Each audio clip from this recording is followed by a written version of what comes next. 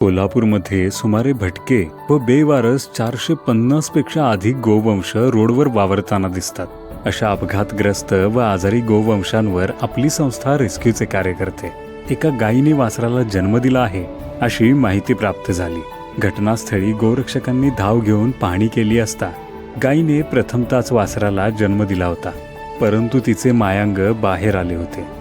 याचे मुख्य कारण म्हणजे तिच्या पोटामध्ये असणारे प्लास्टिक कचरा आणि सडलेलं अन्न। रात्री 11 वाजता गायीने आपले मायांग संपूर्णरित्या बाहेर सोडले होते व एका ठिकाणी निपचित अवस्थेत पडली होती। पोटातून अतिशय प्रमाणात रक्तस्राव सुरू होता।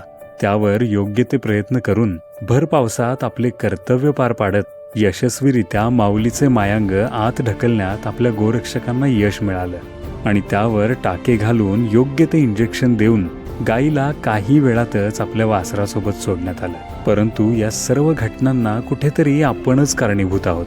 आपणच रोडवर प्लास्टिक कचरा आणि सडलेलं अन्न फेकतो आणि आपल्या याच वागण्याचा परिणाम या मुक्या जनावरांना भोगावा लागतो। एकदा हा संपूर्ण व्हिडिओ पुन्हा नीट बघा आणि विचार करा की प्लास्टिक कचरा आणि सडलेलं अन्न रस्त्यावर टाकणं योग्य आहे का?